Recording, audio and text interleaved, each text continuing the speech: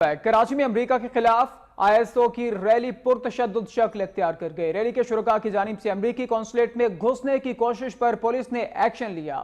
آنسو گیس کی شیلنگ اور لاٹھی چارج سے نمائش چرنگی کا علاقہ میدان جنگ کا منظر پیش کرتا رہا۔ پولیس نے متعدد افراد کو حراست میں لے لیا ہے۔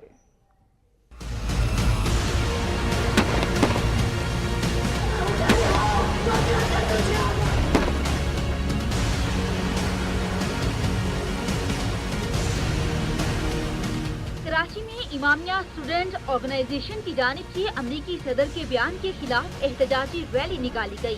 ریلی نمائش چرنگی پہنچی تو شرکاء نے امریکی قونصلیٹ کی جانب جانے کی کوشش کی، جس پر پولیس حرکت میں آ گئی اور تصادم ہو گیا۔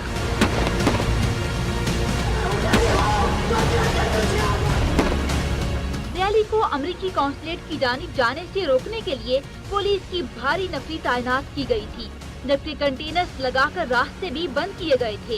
تاہم اس کے باوجود جب مظاہرین نے قونصلیٹ کی جانب مارچ کی کوشش کی تو پولیس نے طاقت کا استعمال کیا۔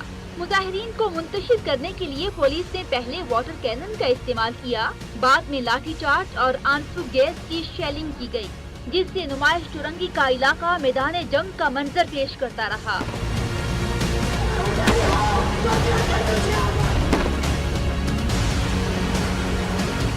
پولیس کے لاٹھی چارج کے بعد مظاہرین بھی مشتعل ہو گئے اور انہوں نے پولیس پر پتھراؤ کیا۔ تصادم کے دوران کئی افراد زخمی ہوئے، جنہیں اسپتال منتقل کر دیا گیا، جبکہ پولیس نے 10 سے زائد افراد کو حراست میں لے لیا۔